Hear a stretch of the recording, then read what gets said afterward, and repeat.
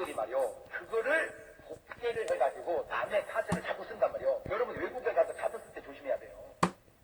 이거 잘못 쓰면은 그대로 복제해가지고 막 써버린단 말이에요, 그 카드로. 그러니까 이거 안 되겠다 해가지고 이제 아예 카드를 몸에다가 새겨버리자.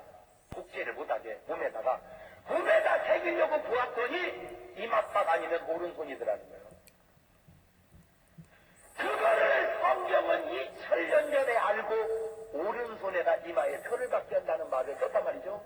자, 지금도 연습을 하고 있습니다. 우리가 알든 모르든 롯데월드 같은 데 가서 구경했다가 잠깐 나갔다 올게 그러면 손에다 뭘 쫙 그어줘. 이렇게 손에다가 나가서 들어가려면은 표도 없어.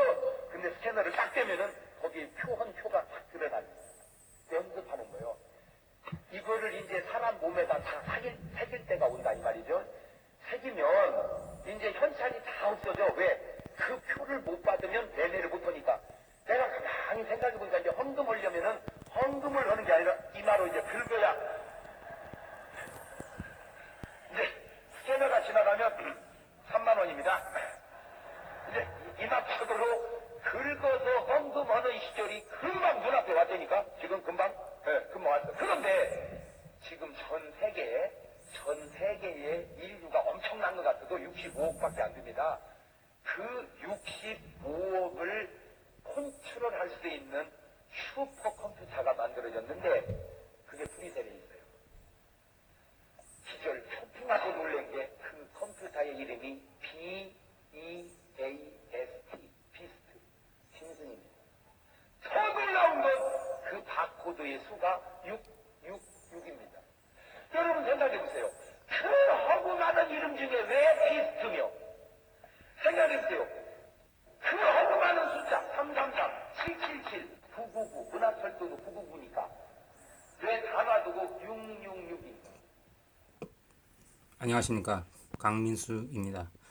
여러분 지금 한국에서 유명하신 장경동 목사의 설교를 들으셨습니다. 666 짐승의 표를 이런 식으로 설명하는 목회자들 대한민국에 상당히 많습니다. 과연 장경동 목사가 설교하는 짐승의 표가 이런 내용일까요? 바코드일까요? 전자신분증일까요? very칩일까요? 자, 이렇게 설교하는 목회자가 또 한 부류가 있고 또 다른 부류의 목회자가 있습니다. 짐승의 표에 대해서 제가 여러분에게 보여드리겠습니다. 일단 한번 보십시오.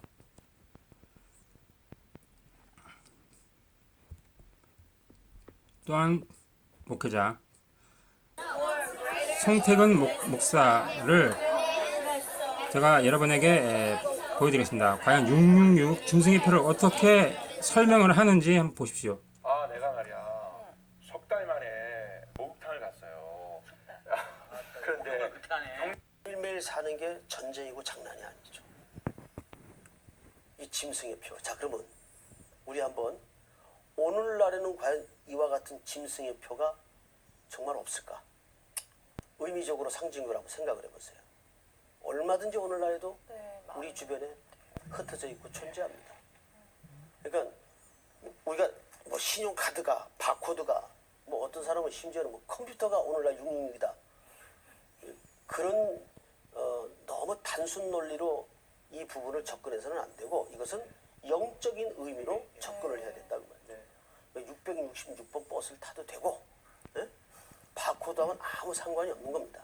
중요한 거는 오늘날의 우리의 현실적인 삶 속에 우리는 이 짐승의 표를 받아야만 먹고 사는 현실이 분명히 있단 말이에요. 네, 맞아요. 거기에 내가 조금 비겁해질 수밖에 없고 굴복할 수밖에 없기 때문에 밥새끼 문제 때문에 이런 일들이 우리 직장에서 우리 일상에서 현실적으로 얼마나 많아요.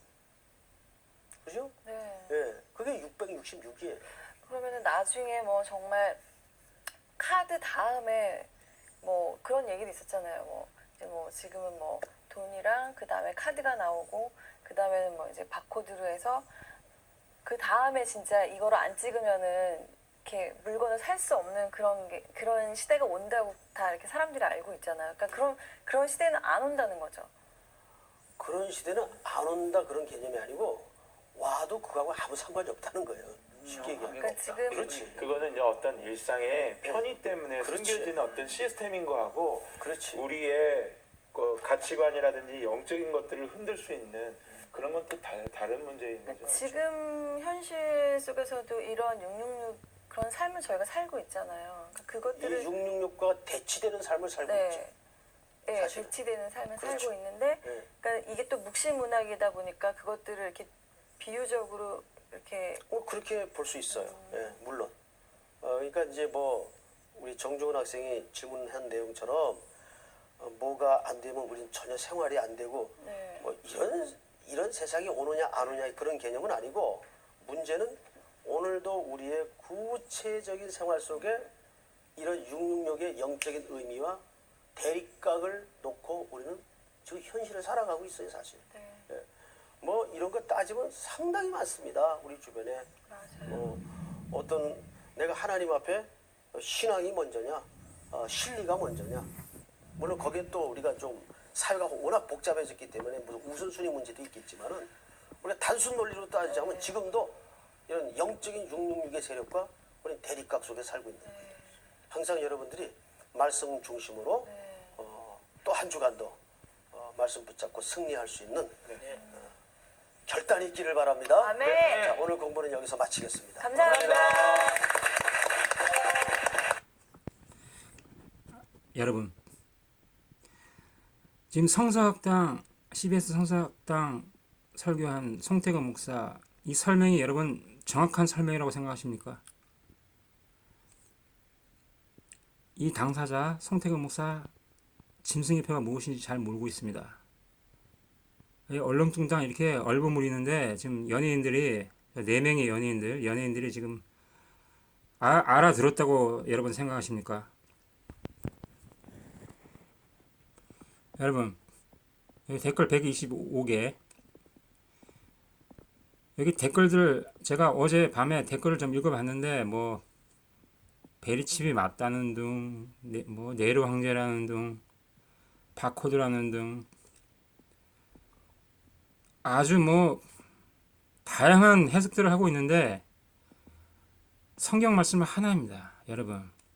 성경을 모르면 이런 식으로 다양한 해석들이 나오는 것입니다. 그래서 오늘날 이렇게 제각각 해석하는 것입니다. 예, 요한계시록이 어렵죠. 쉬운 부분이 아닙니다. 그러면 과연 오늘날 짐승의 표 666 짐승의 표가 무엇인지 제가 여러분하고 나누고 싶어서 여기 목회자들의 얼굴이 나오죠. 자,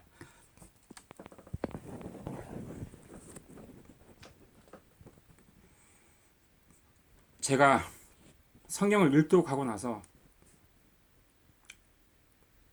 어느 목사, 여자 목사에게 이 요한계시록을, 여기가 요한계시록 21장 8절인데요. 여기를 질문했습니다. 궁금해서 성경을 일독하고 너무나 궁금했습니다. 그러나 두려워하는 자들과 믿지 않은 자들과 흉악한 자들과 살인자들과 음행하는 자들과 점술가들과 우상 숭배자들과 거짓말하는 모든 자들을 불과 유황으로 탄 못에 던지리니 이것이 둘째 사망이라. 너무나 두려웠습니다. 이 요한계시록을 읽고 너무너무 두려웠습니다. 바로 여기 요한계시록 13장에 나오죠. 마지막 부분에 17절부터 16절부터 그가 모든 자 곧 작은 자나 큰 자나 부자나 가난한 자나 자유인이나 종들에게 6불입니다. 그 오른손이나 이마에 표를 받게 하고 17절 누구든지 이 표를 가진 자 외에는 매매를 못하게 하니 이 표는 곧 짐승의 이름이나 그 이름의 수라. 지혜가 여기 있으니 총명한 자는 그 짐승의 수를 세어보라. 그것은 사람의 수니 그의 수는 666이니라. 제가 저기 좀 여기 지금 써놓은 부분이 좀 부끄럽습니다. 사실 눈과 귀가 열리지 않았을 당시에 제가 두려움으로 읽은 요한계시록입니다. 그리고 제가 또 다른 이제 성경책인데, 여러분 666 짐승의 표 666은 과연 무엇일까요? 저도 지금으로부터 거의 무려 대략 7년 전에 미국 동부 뉴저지 예수복음교회 강성기 목사에게서 짐승의 표는 전자신분증이라고 배웠습니다. 그리고 교회에서 실제로 교회 예배당에서 그 영상을 베리칩과 관련된 영상을 교회에서 보여줬습니다. 그래서 저는 그 베리칩이 짐승의 표인지 알고 그 당시에 교회 예배당에서 주일 예배 때 낮에 그 주일 예배 드리지 않습니까? 주일 예배 때 막 울면서 하나님 저 짐승의 표 받지 않게 해주십시오. 그리고 금요철야 때는 무릎 꿇고 기도를 하는데 교회 예배당에서 사람들이 좁은 문으로 들어가게 해주세요. 짐승의 표 받지 않게 해주세요 하고 막 울부짖으면서 정말 눈물을 철철 흘리면서 기도를 했던 기억이 납니다. 왜냐하면 저 역시 짐승의 표가 전자신분증인지 알았어요. 그런데 설교를 많이 듣고 수많은 목회자들의 설교를 듣고 또 저의 목사님의 설교를 또 듣고, 한 분은 돌아가셨고 한 분은 서울에 계시는데 저는 인터넷에서 두 분의 목사님의 설교를 듣습니다. 거의 뭐 95%가 한 분이고 나머지 5%는 또 다른 한 분인데, 그리고 저는 설교를 듣는 것에 그치지 않고 제가 직접 눈으로 확인합니다. 제가 공부를 합니다. 원문, 히브리어 헬라어 원문을 제가 대략 3년 전에 구입해서 공부를 시작했고요. 제 눈으로 확인을 해야 직성이 풀리는 사람입니다. 과연 666이 요한계시록에만 나와 있을까요? 아닙니다. 6이란 숫자 6, 창세기부터 시작입니다. 창세기 1장에 사람과 짐승이 1장에 보시면 아시겠지만 여섯째 날에 사람과 짐승이 창조되었습니다. 하나님께서 만드셨습니다. 그리고 창세기 2장 1, 2, 3절에 보시면 그 안식에 관련해서 나옵니다. 6이라는 숫자와 7이라는 숫자는 대조가 됩니다. 6이라는 숫자, 왜 짐승과 사람은 여섯째 날에 창조를 하셨고 일곱째 날에 안식을 하셨을까요? 다 이유가 있습니다.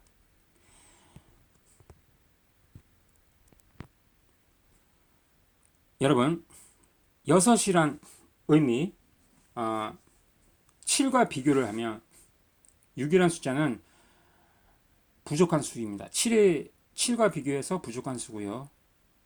완성된 수가 아닙니다. 완성의 수, 안식의 수는 7입니다. 그러면 이 666, 6이라는 의미와 7이라는 의미를 성경에서 찾아보셔야 합니다. 뭐 아주 많지만 여러분 혹시 들어보셨는지 모르겠습니다만 골리앗의 키가 얼마인지 아시죠? 골리앗의 키는 6규빗 한 뼘이라고 합니다.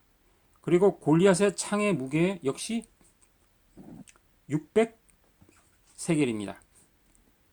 여기 보십시오. 사무엘상 17장 7절에 그 창자루는 골리앗에 관련된 내용이죠. 그 창자루는 배틀채 같고 창날은 철 600세겔이며 방패든 자는 앞서 행하더라. 창의 무게가 600세겔입니다. 그리고 솔로몬 관련된 솔로몬이 재산이 많았습니다. 여기는 열왕기상입니다. 열왕기상 10장입니다. 열왕기상 10장에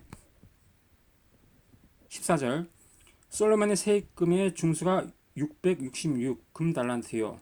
16절 매방패에 든 금이 600세겔이며 19절 그 보좌에는 6층계가 있고, 자, 전부 6이죠. 뭐 여기뿐만 아니라 굉장히 많습니다. 과연 6과 7의 의미가 무엇일까? 제가 며칠 동안 공부를 했습니다. 또 한 군데를 여러분에게 제시해 보겠습니다. 출애굽기 21장 1절과 2절 1절 네가 백성 앞에 세울 율례는 이러하니라. 2절 네가 히브리 종을 사면 그가 6년 동안 삼을 것이요 제7년에는 값없이 나가 자유할 것이며. 자, 6년과 7년이 대조적이죠.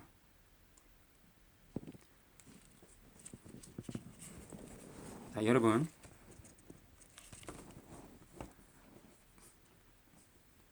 출애굽기 전이 창세기죠. 사람과 짐승은 6째 날에 창조가 되었습니다.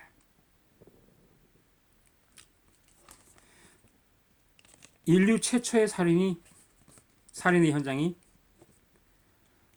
담겨진 창세기로 제가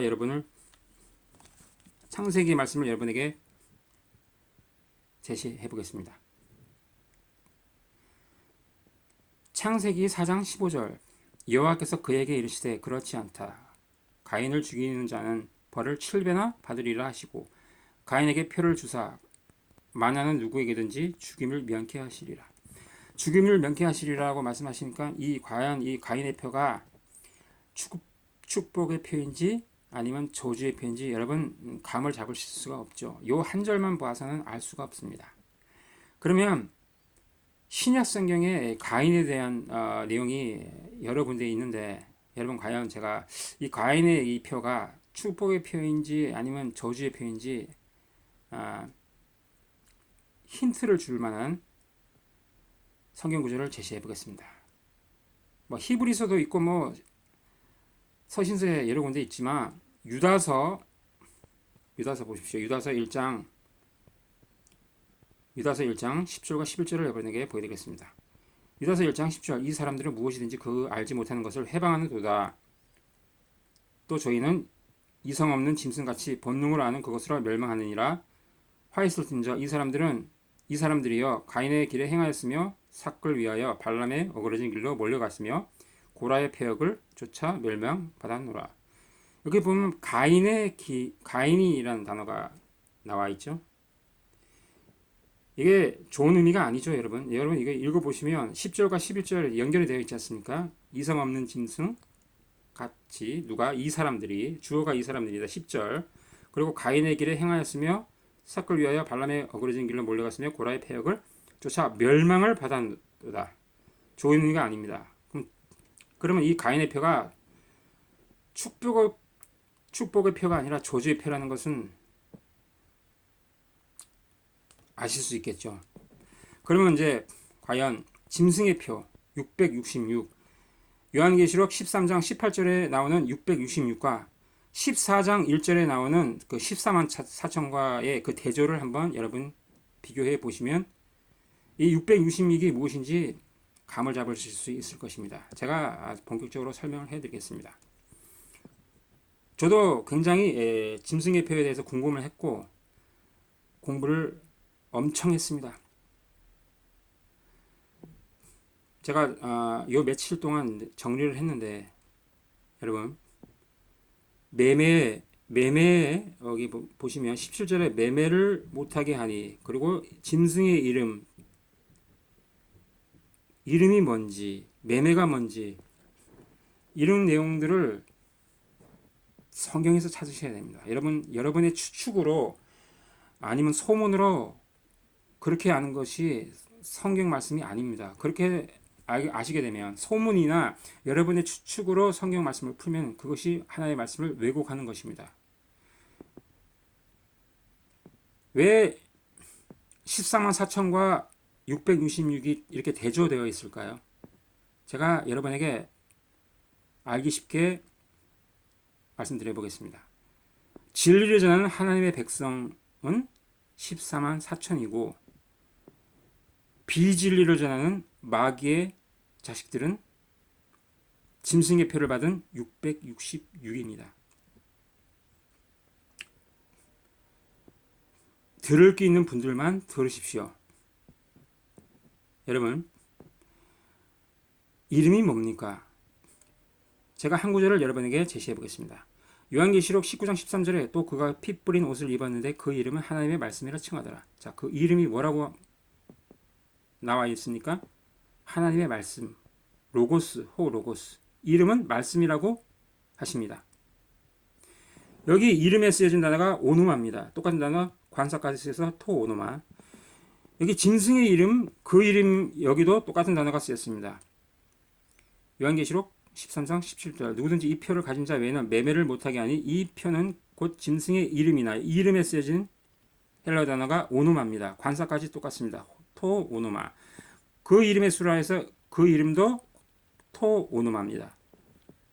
자, 그러면 요한계시록 19장 13절의 이름은 말씀입니다. 하나님의 말씀이에요. 그러면 짐승의 이름은 뭐겠습니까? 짐승의 말이겠죠. 그리고 그 말의 수입니다. 여러분, 성경에서 해답을 찾으셔야 됩니다. 소문에서 아니면 추측으로 푸는 것이 성경 말씀이 아닙니다.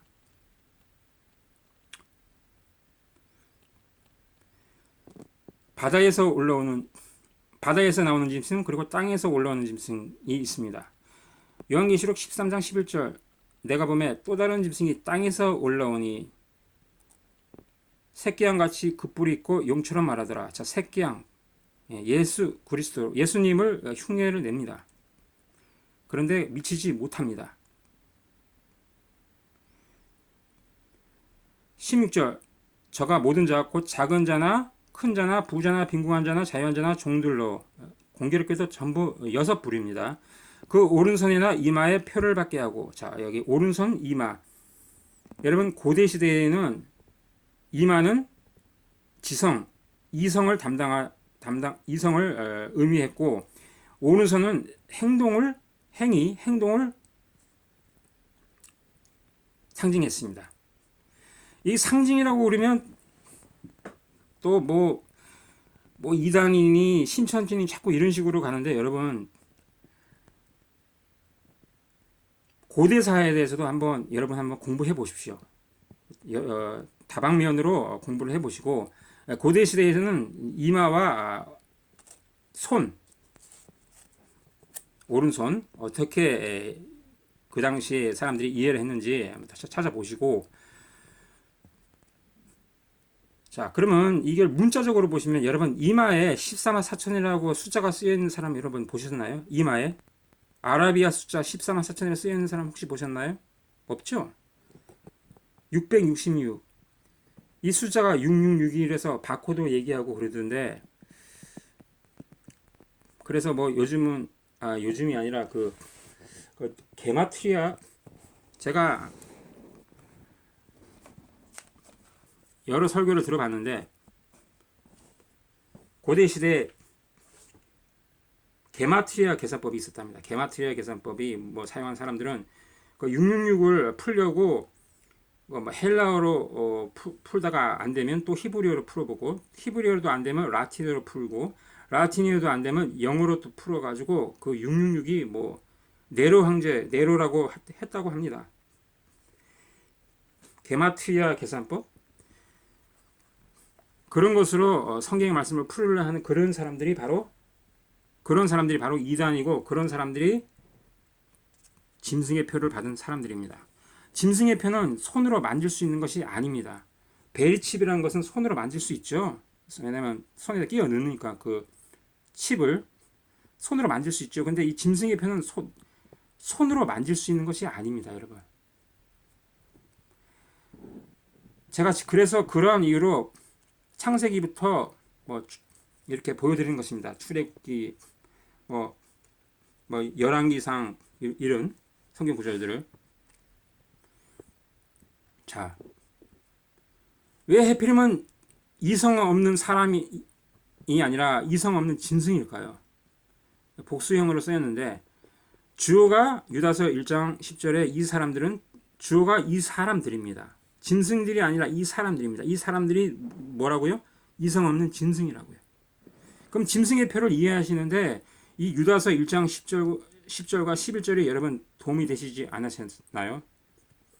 이런 성경 구절을 여러분 혹시 여러분에게 제시하는 목회자가 있었습니까? 자, 그러면 과연 14만 4천 그리고 그 대조되는 666 짐승의 표를 받은 자들,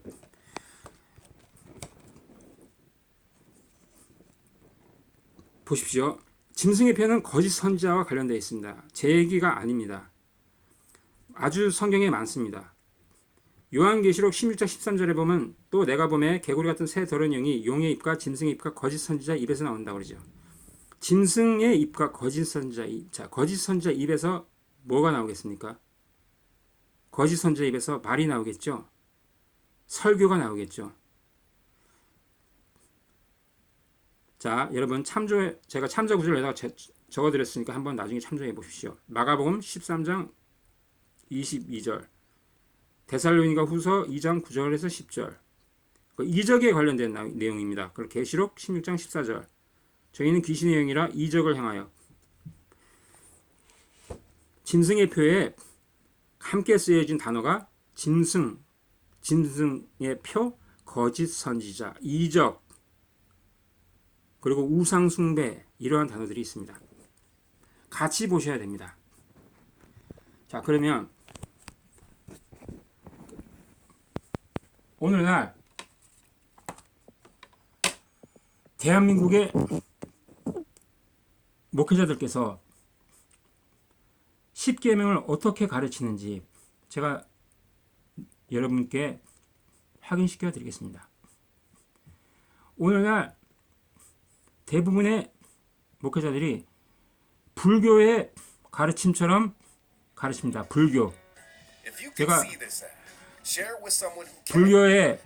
불교와 관련된 동영상 하나를 여러분에게 보여드리겠습니다. 잘 보십시오. 오늘날 십계명을 불교의 가르침처럼 가르칩니다. 스승으로 보시고 있는 거죠. 학식도 높고 워낙에 법문도 잘 하시고요. 많은 수행이 되신 분이라고 생각합니다. 수덕사 방장 설정 스님은 지난해 조계종 총무원장에 선출됐습니다. 총무원장은 스님들의 인사권과 예산 집행권을 행사하는 조계종의 실질적인 지도자입니다. 사에서 보면 일종의 수상하고 비슷합니다. 총무원장은 모든 행정을 총괄하는 분의 가장 우두머리라고 할 수 있습니다. 타 종교와 비교해 보면 뭐 어떤 추기경이나 뭐 이렇게 이상이 그렇습니다. 총무원장 선거 과정에서 설정 스님에게 각종 의혹이 제기됐습니다. 학력을 위조하고 사유재산을 은닉, 숨겨둔 처자식이 있다는 의혹입니다. 신문이나 뭐 인터넷에 도배를 하듯이 막 올라오고 있는 것과 같이 은처 문제, 그 학력, 사유재산, 사실이라면 전부가 그 용서될 수 없는 문제지요. 왜냐면 승부 벗어야 되고 그렇죠. 조계종 종헌에 승려는 독신자여야 한다고 규정하고 있습니다. 특히 발하익죄의 하나인 음행은 승단에서 추방할 정도의 중범죄로 규정하고 있습니다. 여러분, 여기 아주 중요한 내용이 있습니다. 승려는 독신이어야 된다고 분명히 여러분 들으셨죠? 근데 이 독신이어야 되는 승려가 이 큰 스님이라는 분이 결혼을 했습니다. 혼인을 했어요. 그래서 자녀를 봤는데, 그래서 지금 여기 음행, 간음입니다. 기독교식으로 보면은 간음입니다. 간음을 했다고, 음행을 했다고 지금 이 폭로하는 영상인데, 여러분 여기 음행, 도둑질, 살생, 거짓말 나오는데 이 단어들이 십계명에도 기독교의 이 단어들이 있죠. 십계명의 부모 공경 다음에 살인하지 말지니라. 그 살생이 살인 아닙니까? 그 다음에 간음하지 말지니라. 기독교에서 말씀하시는 간음이 여기 불교의 음행입니다. 그 다음에 도둑질하지 말지니라. 2번 도둑질이죠. 그리고 거짓 증거하지 말지니라. 10계명 거짓말이죠. 오늘날 대부분의 대한민국의 목회자들이 간음과 도적질을 불교와 같은 의미로 이해하고 가르칩니다. 다시 한번 말씀드릴까요? 오늘날 대부분의 대한민국의 목회자들이 성경에서 말씀하시는 간음과 성경에서 말씀하시는 도적질을 불교의 의미랑 같은 내용으로 가르칩니다. 이것이 말이 됩니까? 과연 이것이 말이 됩니까, 여러분? 제가 백문이 불여일견이라고 여러분에게 증거를 보여드리겠습니다. 여기 보십시오. 옥하는 목사, 누가 간음하는 자인가부터 하영주 목사 간음하지 말라. 이재용 목사 간음하지 말라. 그것도 못되고 숨기지도 않는 사례가 됐어요. 나중에 한번 들어보십시오. 그리고 송태근 목사의 간음하지 말라. 신성현 목사의 이거 간음 관련 설교입니다. 여기 마태복음 5장 27절에서 32절 관련된 설교입니다. 진재영 목사의 간음하지 말라. 유기성 목사의 여기 음란한 죄에서 벗어나십시오. 간음 관련 설교입니다. 한번 나중에 한번 들어보십시오. 전부 불교에서 이해하고 있는 음행과 즉 간음과 같은 내용으로 가르칩니다. 이것이 오늘날 대한민국의 현실입니다. 그 다음 도둑질하지 말지니라. 도둑질하지 말지니라. 출애굽기 20장 11절. 진재영 목사의 거짓 증거하지 말라. 여러분 한번 저 설교를 한번 들어보십시오. 소문을 뭐 함부로 내는 거 그런 것을 거짓 증거로 알고 있더라고요. 과연 성경이 그렇게 초등학교, 중고등학교 도덕 윤리책 수준으로 된 것이 10계명일까요? 아닙니다, 여러분. 여기 10계명과 3계명, 서정호 목사, 지영은 목사, 하정호 목사 어떻게 설교하는지 여기 한번 들어보십시오. 3계명 하나님과 이웃사랑을 설명을 하는데 구체적으로 그 하나님 사랑, 이웃사랑이 뭔지 설명을 못합니다. 여러분 사랑 그냥 보편적으로 누구나 알고 있는 그런 사랑이 아닙니다. 성경에서 말씀하시는 내 이웃을 내 몸과 같이 사랑하라. 원수를 사랑하라. 동사 아가파가 쓰였습니다. 아가파는 명사 아가페의 동사형입니다. 헬라 원문에 아가페, 아가포만 있는 것이 아닙니다. 필레오도 있습니다.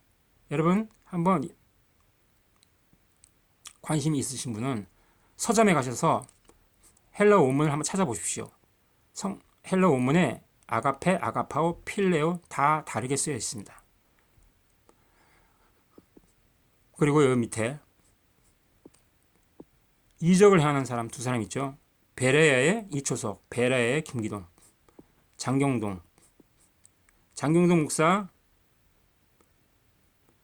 고린도전서 13장 1절은 제시 안 하고 14장만 주구장창 제시하고 마가복음 16장 17절 새 방언을 말하미를 랄라라 따따따로 가르쳤고 뱀을 집으며 병든 사람에게 손을 얹은 나으리라 그 부분을 육적인 의미로 가르쳤습니다.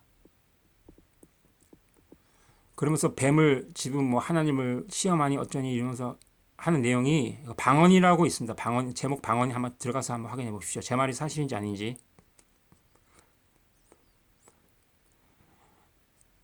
이 사람들이 과연 참 선지자일까요? 거짓 선지자일까요? 한때는 저의 목사님이었습니다. 고옥환 목사, 고하영조 목사 한때는 저의 목사님이었습니다. 저 한국에서 사랑의 교회에 나왔고 그리고 온누리교회에 나왔습니다. 인격적으로는 훌륭하신 분일 줄 모르겠지만 설교는 그렇지 않습니다. 간음, 여러분 보십시오. 저기 간음에 관련된 설교죠. 전부 불교에서 이해하고 있는 음행, 즉 간음이죠. 같은 내용으로 이해하고 있습니다. 그리고 그렇게 가르쳤습니다. 백문이 불여일견이라고 한번 설교를 한번 들어보십시오. 자,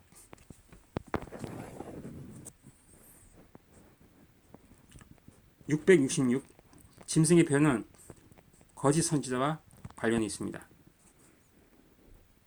창세기 1장 21절에 나오는 하나님이 큰 물고기와 물에서 번성하여 움직이는 모든 생물을 그 종류대로, 여기서 물고기에 쓰여진 히브리어 단어가 명사로 탄미미입니다. 뜻은 용, 뱀, 바다, 괴물입니다.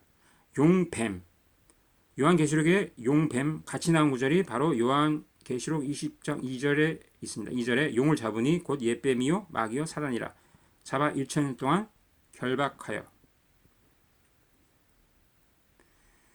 출애굽기 20장 16절 내 이웃에 대하여 거짓 증거하지 말지니라.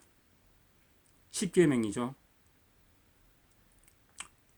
여기서 거짓에 쓰여진 히브리어 단어가 명사로 셰케르라고 합니다. 셰케르의 사전적인 의미는 거짓말, 허위, 속임입니다. 여러분, 여기 거짓 증거하지 말지니라가 저기 진재혁 목사 설교처럼 함부로 남의 소문을 내는 것이 그것이 거짓 증거일까요? 자, 보십시오. 속임입니다. 여기가 거짓 증거인데 바로 앞에 15절에 도적질에 쓰여진 가나브에도 속이다라는 뜻이 있습니다. 보십시오. 출애굽기 20장 15절에 도적질하지 말지니라 해서 도적질하지에 쓰여진 단어가 기본형이 가나브인데 뜻이 훔치다, 속이다입니다. 여기 속이다 있죠. 다른 단어인데 다른 단어 도적질이 또 있습니다. 카바라고 하는데 기본형이 원문에는 코베이미로 쓰였습니다. 말라기 3장 8절에 원문에 코베이미로 쓰여졌는데 그 단어의 기본형이 카바입니다. 카바의 뜻은 속이다, 은유적으로, 그리고 또 강도질하다입니다. 제가 사전 두 가지를 참고를 해서 여기다가 적었습니다. 그리고 보십시오. 이 출애굽기 20장 15절에 도적질에 쓰여진 가나브가 예레미야 23장 30절에 쓰여졌는데 그 단어가 어떤 의미를 담고 있는지 보십시오. 예레미야 23장 30절 나 여호와가 말하노라. 그러므로 보라, 서로 내 말을 도적질하는 선지자들을 내가 치리라. 내 말 다 바릅니다. 하나님의 말씀을 누가 도적질했습니다. 근데 그 단어가 가나브입니다. 이 단어입니다. 속이다, 훔치다. 누가 도적질했습니까? 선지자들이. 자,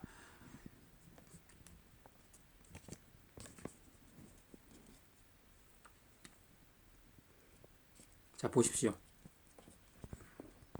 짐승 옆에 거짓 선지자 같이 나오죠. 이게 제가 이렇게 여러분 한눈에 보이도록 이렇게 정리를 했습니다. 이제 몇 분 안 남았는데, 자, 보십시오. 여러분, 그 음란이나 간음하면 자꾸 성적으로만 이해를 하는 것 같아요. 모든 사람들이. 그렇지 않습니다. 마태복음 12장 39절에 예수께서 대답하여 가르치되 악하고 음란한 세대가 표적을 구하나 선지자 요나의 표적 밖에는 보일 표적이 없느니라. 표적과 관련되어 있죠. 근데 여기 음란이라는 단어가 쓰였습니다. 성적인 의미가 아니죠. 표적인데.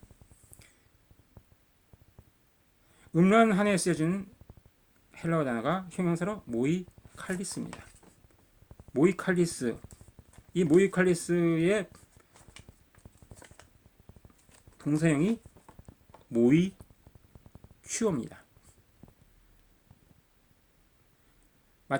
산상수 마태복음 5장 27절 28절에 간음에 쓰여진 단어가 요 모이큐어입니다.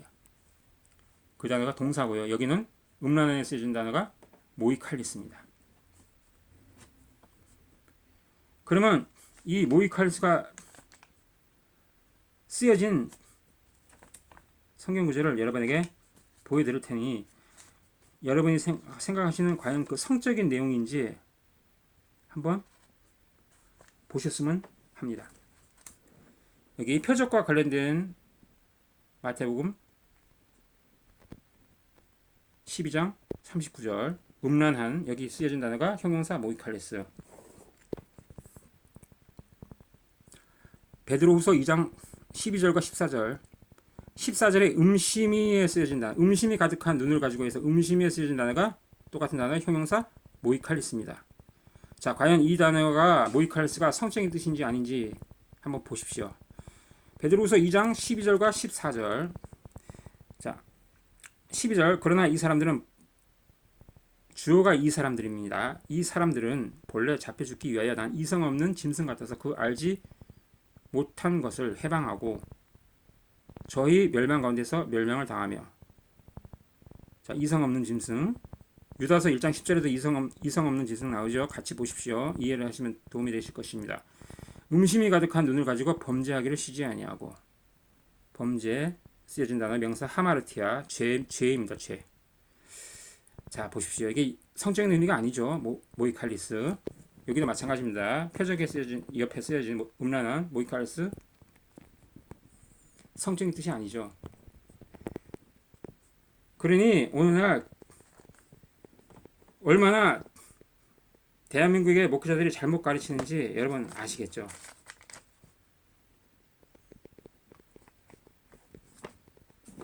제가 또 한 군데 보여드리겠습니다. 요한계시록 2장 20절.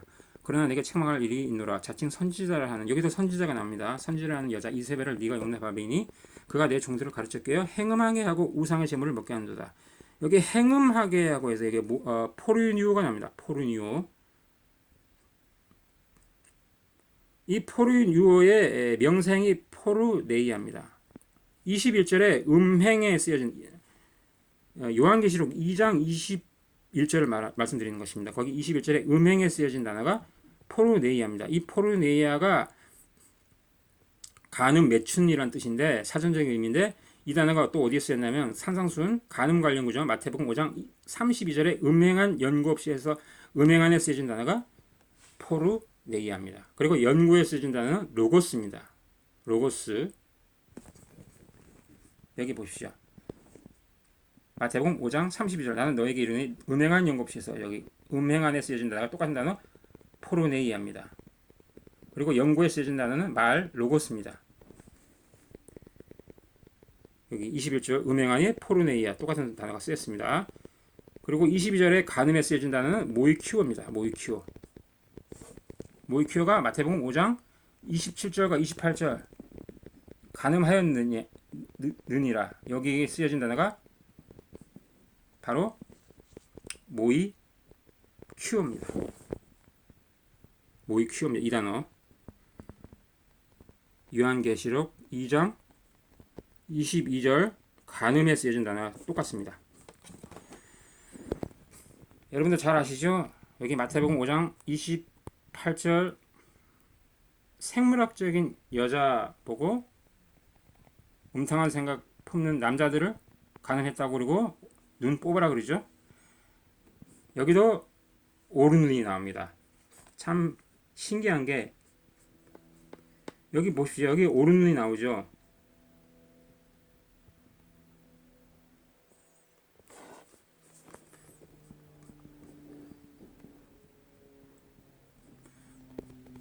여기 오른눈이 나오고 30절에 가면 오른손이 나옵니다. 맞죠 여러분? 30절에 오른손이 나옵니다. 그런데 그 짐승의 표도 보시면 짐승의 표도 오른 13장 요한계시록 13장 16절에 오른손이나 이마예요. 오른손인데 여기도 오른손이죠. 자, 오른의 뜻은 덱시오스인데 이 덱시오스는 데코마이에서 유래한 단어입니다. 데코마이 뜻이 듣다, 받아들이다, 받다, 이해하다. 받다, 받아들이다, 듣다, 이해하다의 뜻이 데코마이인데 그 데코마이에서 유래한 단어가 바로 오른에 쓰여진 덱시오스입니다. 제가 설명을 붙여놨죠. 인도자 스승의 개념이라고 오른의 뜻은. 자, 창세기 3장 5절에서 7절도 한번 선악과 사건도 한번 참조해 보시고 이제 시간이 다 돼서 여기서 마쳐야 되고요. 여러분 이 짐승의 표에 관련된 요한계시록 666 여러분 이해하시는데 도움이 되셨는지 모르겠습니다. 부디 여러분